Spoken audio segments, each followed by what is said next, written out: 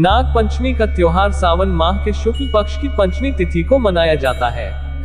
इस बार ये तिथि 9 अगस्त को पड़ रही है, इसलिए इस माह की 9 अगस्त को नाग पंचमी का त्योहार मनाया जाएगा।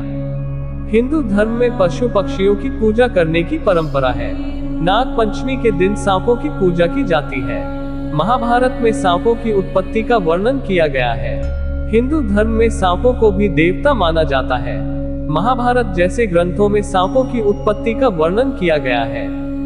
नाग पंचमी के दिन 8 सांपों की पूजा, एक करकट और शंख शामिल हैं। इन सभी नागों का रहस्य हम आगे वीडियो में जानेंगे। आइए पहले समझते हैं नाग पंचमी की एक कहानी, जिसे हम नाग पंचमी का त्योहार मानते हैं।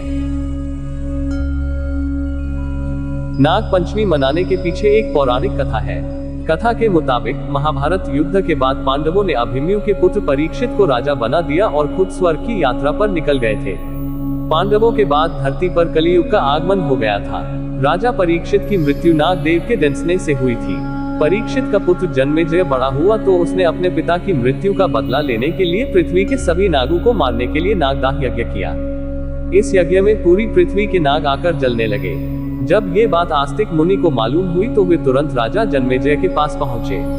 आस्तिक मुनि ने राजा जन्मेजय को समझाया और ये यज्ञ रुकवाया। जिस दिन ये घटना घटी उस दिन सावन शुक्ल पक्ष की पंचमी थी। उस दिन आस्तिक मुनि के कारण नागों की रक्षा हो गई। इसके बाद से नाग पंचमी पर्व मनाने की शुरुआत हुई। यज्ञ की आग को ठंडा करने के लिए आस्तिक मुनि ने उसमें दूध डाल दिया था। इस मान्यता की वजह से नाग पंचमी पर नाग देव को दूध चढ़ाने की परंपरा शुरू हुई है और तब से लेकर आज तक हम लोग नागों की पूजा करते आए हैं। दोस्तों, जय भारत चैनल को सब्सक्राइब और लाइक जरूर कर देना, ताकि ऐसी धार्मिक वीडियो आगे भी आप तक आती रहे। अब समझते नागलोक के 8 नागों का महत्व। नाग पंचमी के दिन 8 सांपों की पूजा की जाती है। इनमें अनंत, वासुकी, पद्म, महापद्म, तक्षक, कुलिक, करकट और शंख शामिल हैं। 1. अनंत शेषनाग। पृथ्वी भगवान विष्णु के सेवक शेषनाग के 1000 पद पर टिकी हुई है। ब्रह्मा के वरदान के कारण वे पाताल लोक के राजा हैं। रामायण काल में लक्ष्मण शेषनाग के अवतार थे और महाभारत काल में बलराम शेषनाग के अंश थे। 2. वासुकी। वासुकी भगवान शिव के सेवक हैं। समुद्र मंथन के दौरान मंदराचल पर्वत को मथनी और वासुकी को रस्सी बनाया गया था। महाभारत काल में उन्होंने भीम को विष से बचाया था। 3. पद्म। पद्म नागों ने गोमती नदी के पास नैमिष नामक क्षेत्र पर शासन किया। बाद में वे मणिपुर में बस गए। ऐसा कहा जाता है कि असम में नागवंशी उनके वंशज हैं। 4. महापद्म। विष्णु पुराण में नागों के विभिन्न कुलों में महात्मा का नाम बताया गया है। 5. तक्षक नाग। तक्षक नाग का वर्णन महाभारत में मिलता है। तक्षक पाताल में निवास करने वाले 8 नागों में से एक है। इनका जन्म माता कद्रु के गर्भ से हुआ था और इनके पिता ऋषि कश्यप थे। तक्षक कोशवश वर्ग से संबंधित था।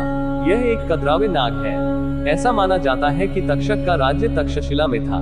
6. कुलिक। कुलिक नाग जाति में ब्राह्मण कुल की मानी जाती है। कुलिक नाग का संबंध ब्रह्मा जी से भी माना जाता है। 7. करकट नाग। करकट शिव के गणों में से एक है। पौराणिक कथाओं के अनुसार जब नागों की माता कद्रु ने नागों को सर्प यज्ञ में भस्म होने का श्राप दिया तो कंबल नाग भयभीत होकर ब्रह्मा जी के लोक में, शंखचूड़ मणिपुर राज्य में, कालिया नाग यमुना में, धृतराष्ट्र नाग प्रयाग में, अलापत्र ब्रह्मलोक में तथा अन्य कुरुक्षेत्र में तपस्या करने चले गए। 8. शंख। शंख सांपों के 8 कुलों में से एक है। शंख सांपों की प्रजातियों में सबसे बुद्धिमान है। दोस्तों, अगर आप ऐसी ही पौराणिक कथाएं के लिए हमारा चैनल सब्सक्राइब करें और लाइक करें।